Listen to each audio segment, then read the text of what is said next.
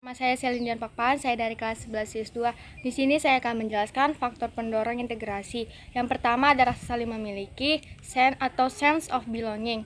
Rasa saling memiliki atau sense of belonging merupakan suatu keadaan di mana seseorang merasa memiliki sesuatu, sehingga dengan perasaan memiliki itu akan sepenuhnya mencintai, menjaga, dan peduli dengan sesuatu tersebut.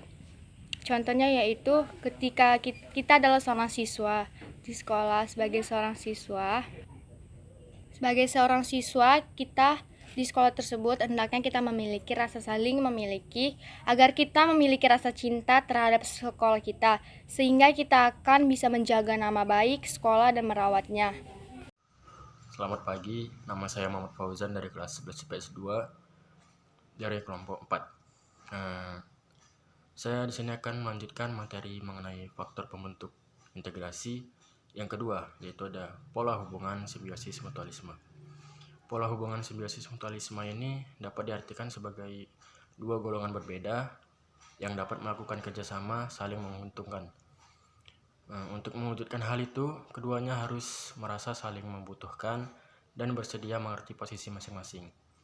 Contoh wujud simbiosis mutualisme dalam persatuan negara tampak dari hubungan antara petani dan nelayan, dan di mana di antara satu dan yang lain saling membutuhkan karena mereka makan dengan nasi atau sayur dan ikan. Selamat siang, saya Venesia Skiautahayan dari kelas 11 IS2. Di sini saya akan menjelaskan tentang bagian saya, yaitu tentang cross-cutting affiliation. Adalah di mana semua anggota dalam suatu kelompok bersifat menyilang. Hal itulah yang menyebabkan terjadinya integrasi sosial. Jenis kelompok masyarakat ini merupakan kelompok masyarakat yang mengikuti banyak kelompok sosial dan memiliki keloyalitasan di dalamnya. Contohnya dari kasus ini adalah perang yang memeluk agama Islam itu adalah orang dari suku Sunda, suku Jawa, dan suku Batak, dan sebagainya. Bulan Widadari, saya dari kelompok 4. Saya di sini ingin menjelaskan faktor pembentuk integrasi sosial. Yang terakhir itu ada konsensus. Konsensus adalah kesepakatan bersama yang dibentuk oleh warga masyarakat. Kesepakatan itu menyangkut nilai-nilai dasar yang akan mengikat mereka dalam sebuah masyarakat yang utuh. Contohnya keyakinan agama. Keyakinan agama bisa juga disebut sebagai konsensus karena adanya hal yang disepakati oleh pemeluk agama tersebut. Ritual, hari-hari besar, dan sebagainya, dan mereka memiliki rasa solidaritas satu sama lain. Bahasa juga terdapat konsensus. Bahasa adalah simbol. Bisa dibayangkan jika tidak ada kesepakatan atau konsensus dalam penentuan makna dari simbol tersebut, maka tidak akan ada bahasa yang bisa dipahami. Akhirnya akan terjadinya kesulitan berinteraksi satu sama lain. Durkheim pun menyimpulkan bahwa eksistensi masyarakat itu tergantung pada konsensus moral. Apabila konsensusnya tidak berjalan lancar, maka masyarakat tersebut tidak akan memiliki keteraturan dan akan berdampak negatif pada masyarakat tersebut. Di sini saya akan menjelaskan mengenai faktor pendorong integrasi. Yang pertama yaitu ada pengorbanan. Pengorbanan adalah tindakan atau memberi hal yang sangat bernilai tinggi bagi kita kepada orang lain atau organisasi lain, dan sebenarnya tidak ada keharusan untuk melakukannya. Contohnya adalah menggantikan teman piket harian jika ia berhalangan hadir.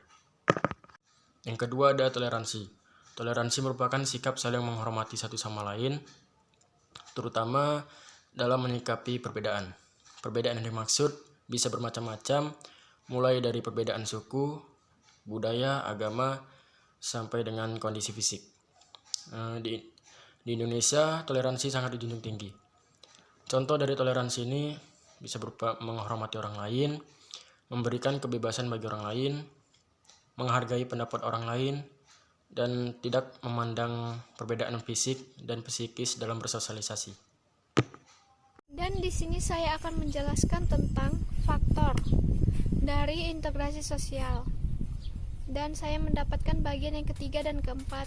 Yang ketiga adalah kesediaan untuk mencapai tingkat konsensus.